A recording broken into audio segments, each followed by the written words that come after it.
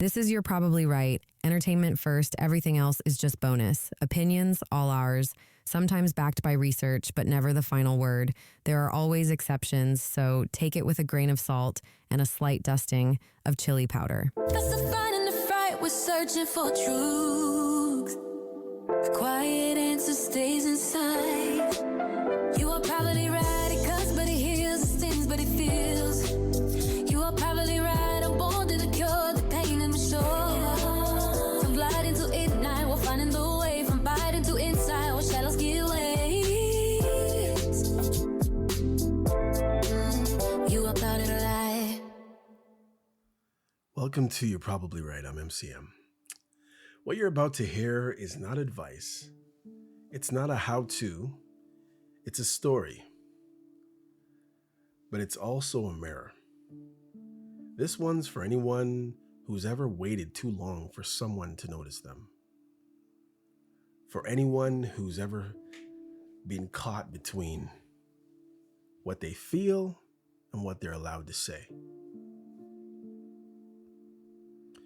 It's for the people who love deeply, quietly, and maybe a little bit too patiently.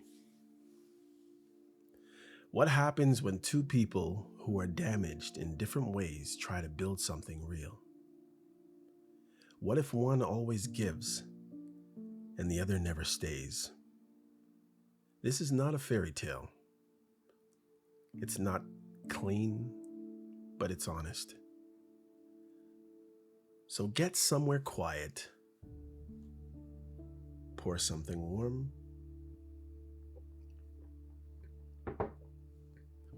and listen closely. Because this is a story about love. Not the easy kind. The kind that asks, will you still choose me when it would be easier not to? Let's begin. Podcast episode 253.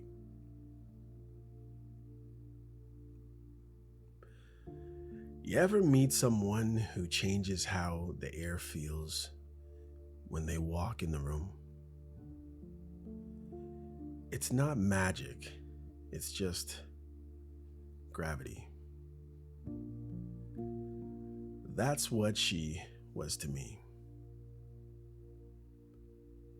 Gravity in heels, if she even bothered with heels, that is. Most days, it was just sneakers and some oversized hoodies that didn't belong to her. Probably one of the exes she didn't talk about. Or maybe she did. But she kept around in fabric. That's how I knew she hadn't let go of them. Not really. I'm not here to judge. God knows I've got my own rooms I haven't cleaned out. Anyway, her name was Eva. Real name? Not one of those fake names women give when they don't trust you yet. I didn't have to earn her name. I just fell out. Or it just fell out. Like she forgot she was supposed to be careful with me. We weren't dating. Let me just say that up front. That's not how it started. That's not even how it ended. We were friends. She said all the time, "You're one of my best friends." Like it was a warning and a compliment at the same time. Like she wanted me to know I was in a glass box with a label on it. Don't touch. Don't confuse this with something else. But you ever try being friends with somebody you think about at 2 a.m. for no good reason? You try watching her fix her ponytail with one hand while talking about broken or how broken she is, and not feel like you're looking at something sacred. I didn't chase her. I didn't flirt. I played the long game, as they say, because I knew she wasn't ready for a good thing. And I also knew I wasn't the safest thing either. Not yet. She came to me with her scars still wet, still bleeding, telling me about men who made promises they broke before the ink dried on her texts. Guys who bored her body and returned it bruised. Not always physical, but bruised all the same.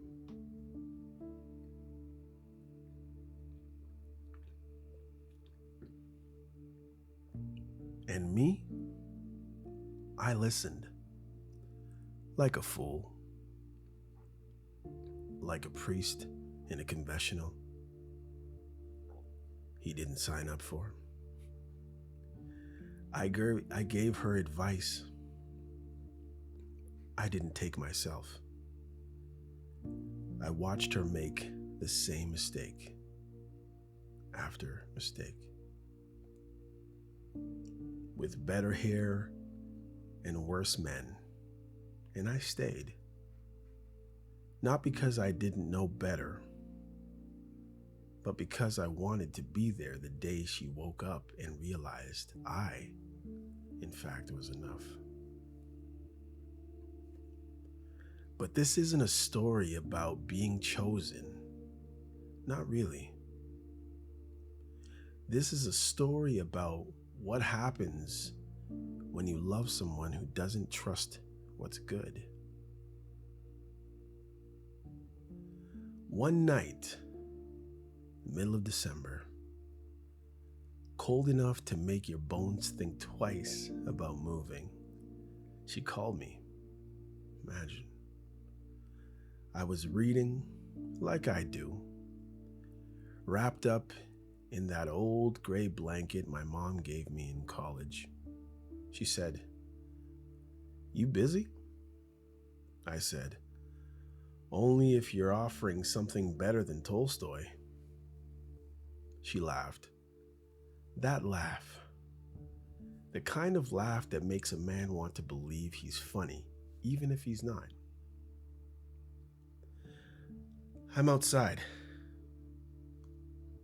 No warning, no plan, just Eva things. I stepped out, and there she was, standing under the yellow flicker of my busted porch light, arms crossed, no jacket. She looked like a scene out of a short film that wins awards but makes absolutely no money. "Why are you here?" I asked, because I knew better than to assume. Oh yes, I certainly knew better. She looked at me, and her voice didn't match the storm in her eyes. "I just didn't want to be alone tonight." I should have said no. Why didn't I say no? Should have told her to go home, to call her mom or a therapist or the friend who gives her bad advice. But I didn't. I opened the door. Because I'm an idiot, or because I'm in love. She didn't say much once she was inside. Just kicked off her shoes, curled her leg up on my couch, as girls do, and pulled the blanket over her, like she belonged there and she was always there, and she knew the house better than I did. Like this was her place too, you know? And I let her. We watched an old black and white movie without saying much. She leaned her head on my shoulder at some point, I don't even remember. I didn't move, of course. Idiot. Not even when my arm started to go numb and started to hurt. I would have let the whole limb die if it meant keeping her there another 10 minutes.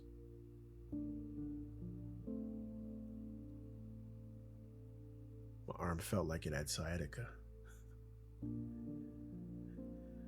But it didn't matter. For the time being, I was where I wanted to be. And so it seemed like she was as well. She fell asleep halfway through the movie, mouth slightly open, hand resting on my chest. You know, I didn't sleep that night. Not because I was afraid she'd leave, but because I was afraid she wouldn't. There's a kind of cruelty in hope, you know? The kind that dresses itself up as something sweet. Then guts you when the light hits just right. At 4:12 a.m., obviously, she woke up and said, "I'm sorry." "For what?" I asked, voice barely a whisper. "For making you think I'm ready for anything." Of course. She didn't wait for a response, just gathered her things and left. The smell of her shampoo stayed until noon. That was Eva. A storm wrapped in silk. She'd come close, just close enough to give you warmth, and then vanish. But that night wasn't the end. That was just the beginning of the unraveling. It was Tuesday when things shifted. Tuesday don't get enough credit. In general. It's that day of the week that things are started, they're not quite on their way, and every once in a while on a Tuesday, club goes up. People expect Mondays to be bad and Fridays to be good, but Tuesdays, they sneak up on you sometimes. They're invisible until they hit. She hadn't texted in 3 days, which wasn't like her, but also wasn't not like her. Eva was inconsistent by nature. She disappeared sometimes, said it was for mental health reasons, said too much closeness made her feel like she was drowning. And of course, like a sap, I respected it, or tried to. But this was Tuesday. I got a text.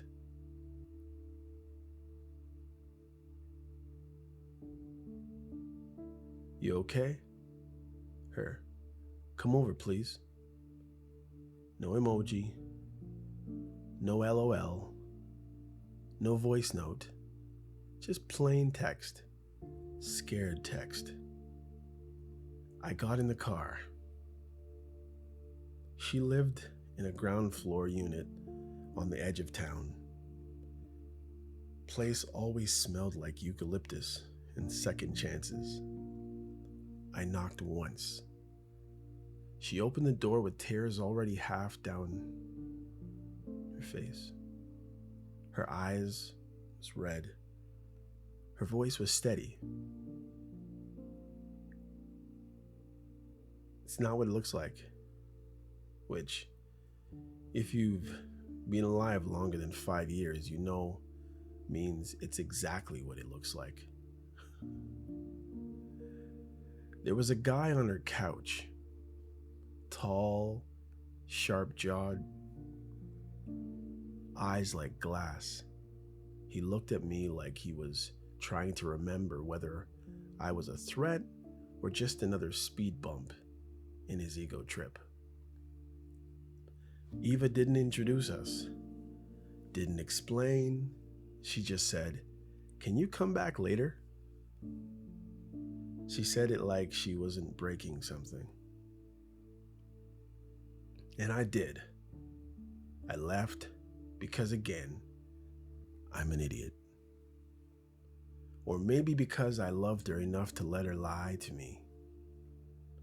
But that night, that Tuesday, that was the night I stopped believing that good intentions make anything better.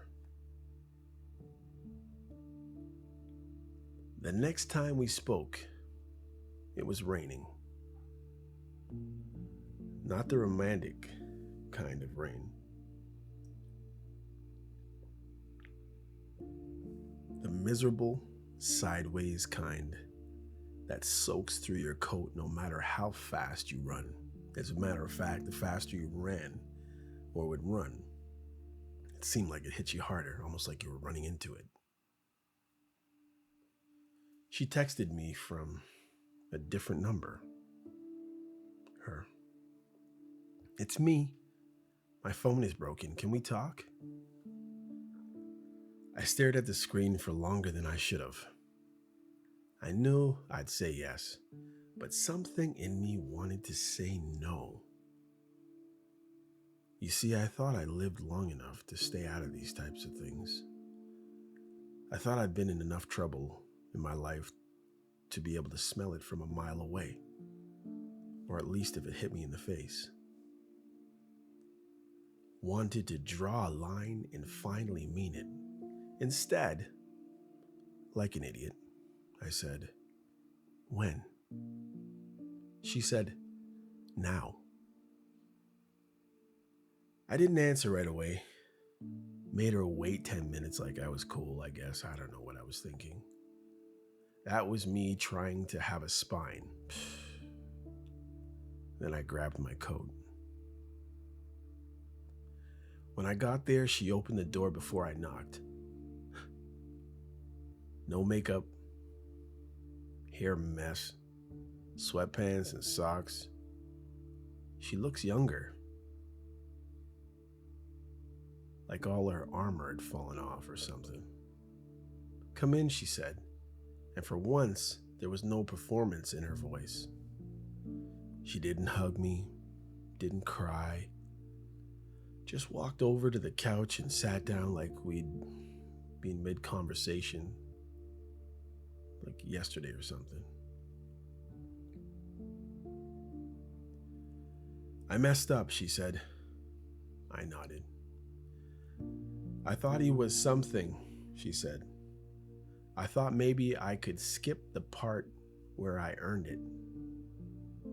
Skip the pain, skip the work, just leap into something easy." "He hit you?" I asked. "No, worse.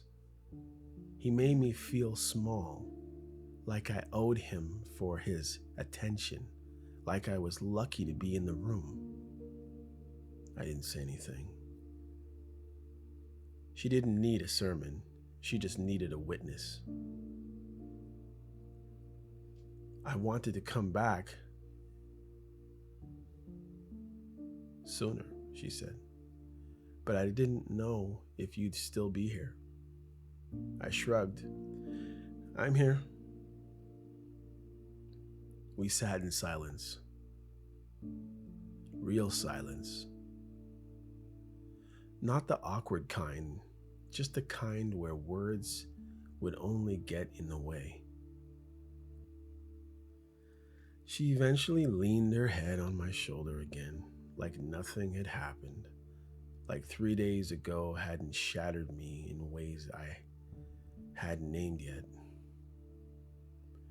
But this time I didn't feel like sacrificing my arm for her comfort. I was totally offended. Sort of. Well, I didn't know. So I stood up. I need a minute, I said. Her head lifted. Are you mad? I'm not mad, I said. I'm tired. Tired of me? No, I said. Tired of being almost. And that was the first time I saw her afraid. Not of losing a guy or making a mistake, but of losing something real. I don't want to lose you, she said quietly. I looked at her. And I wanted to say, then choose me. I wanted to say, then stop testing me like I'm one of them. But I didn't. You know why? Because love without choice isn't love, it's codependency. So I walked to the door, put my hand on the knob. You don't have to chase me, I said. Just don't keep running. And then I left.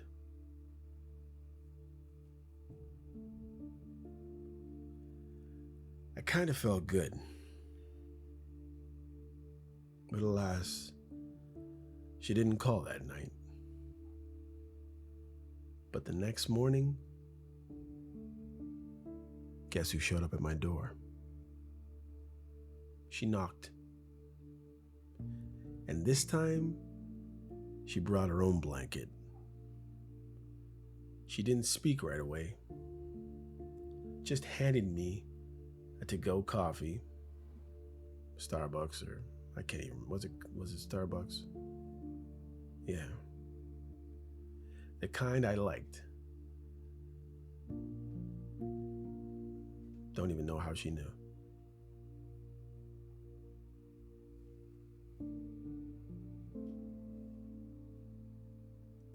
I took it, not because I forgave her, but because it was warm. And I didn't want anybody's money to go to waste. We sat on opposite sides of the couch, of course. No blanket sharing this time. Just space, safe, respectful space. She said, I've been in therapy. I raised an eyebrow. Since before Christmas, she added. I didn't tell you because I didn't want to say it before it meant anything. I nodded. And? It's helping, she said.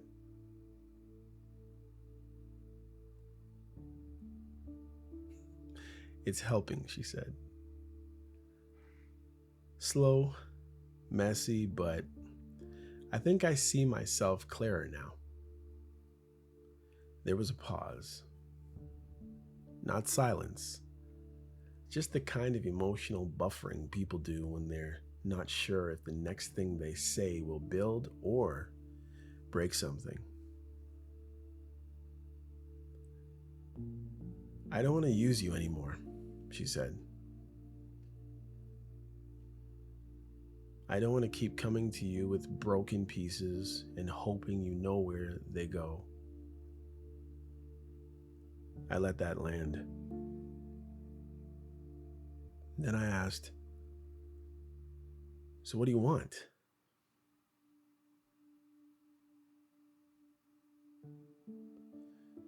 She looked at me the way someone looked at a locked door they're finally ready to open. I want to be real, even if it's messy, even if I mess it up. That was the most honest thing I'd ever heard her say. I didn't smile, didn't offer a poetic line to wrap it all up. You know me, I just sipped my coffee.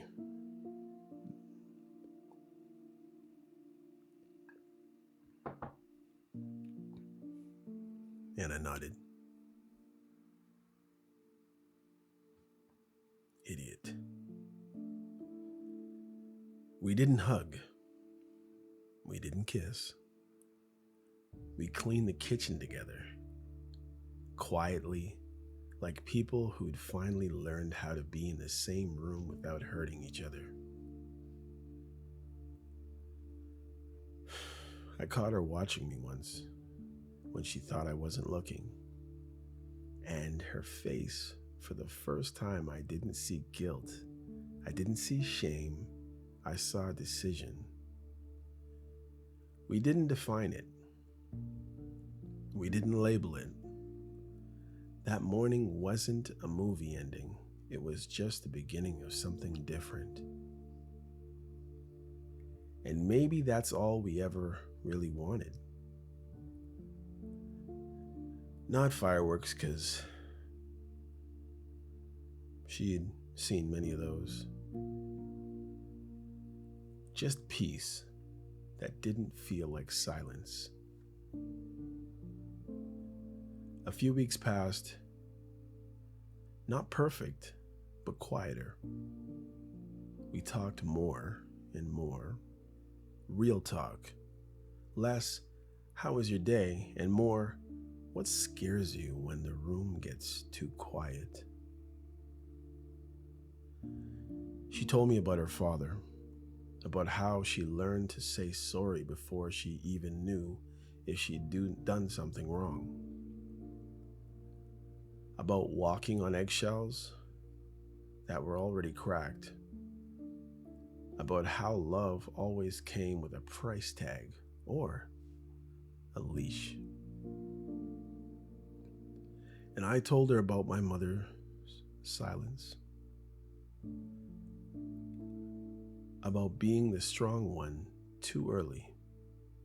About hiding how much I needed people because needing people always got turned against me. It didn't make things easy. It just made things clear. One night she said, "You know, I keep waiting for the shoe to drop." I asked, "What shoe?" "The one where you get tired of me. Where you walk away." I didn't answer right away. She said, "Why don't you just tell me what you want?" So I did. "I want you to stop looking for exit signs every time something goes right. I want you to stop apologizing for needing love. I want to be something you don't run from." She stared at me like I'd just told her the world was round, and she was shocked. Then she said, "That's a lot to ask." I said, "I know. That's why I'm asking. It's slow."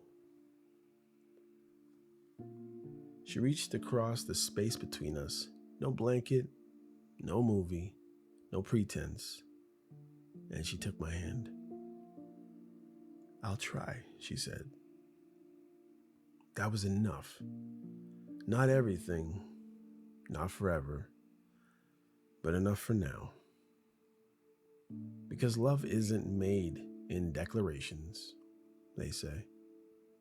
It's made in Tuesdays, in coffee cups, in showing up when excuses are easier. And maybe, just maybe, in finally believing someone when they say, "I'm not here to hurt you." So they say. It's been 8 months since she brought that coffee. I remember.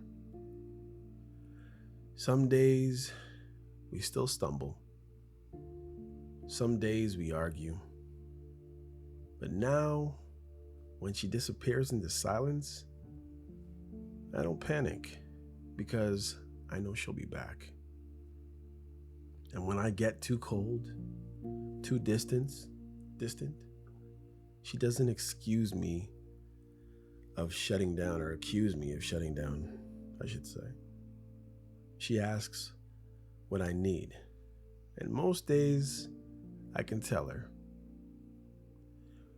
We never become a couple in the way people post about.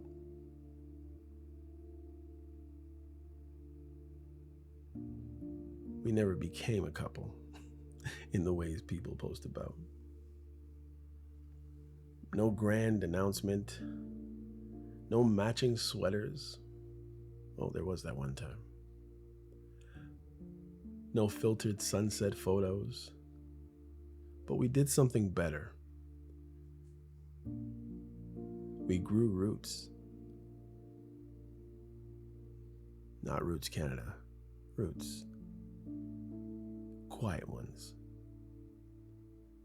A few nights ago, she was on my porch again. Same hoodie, different weather. She looked out into the dark street and said, "I used to think I was too much." I said, "You were. For the wrong people." She nodded. "And you?" "I used to think I wasn't enough."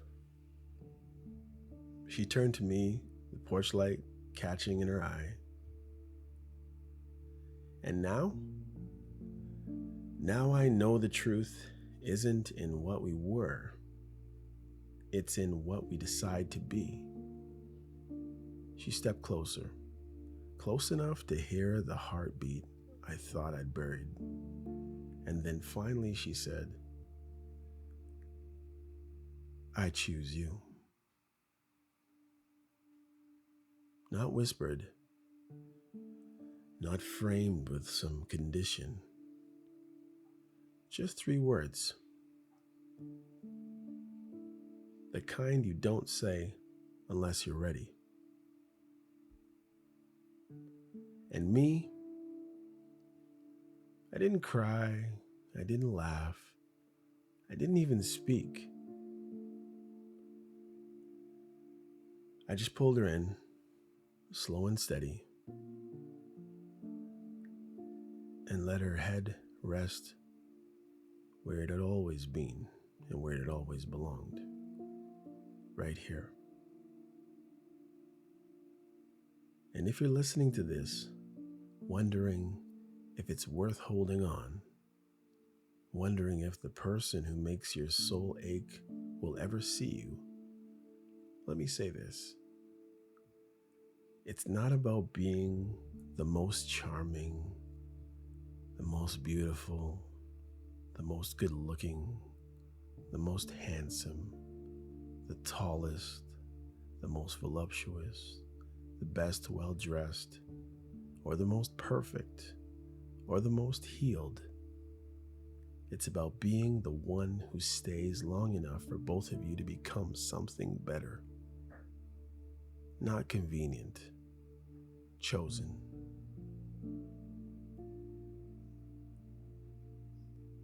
If this story moved you, share it with someone who's being caught in the gray zone, friend zone, the whatever zone, between what hurts and what heals. Anyhow, this was just fiction, right?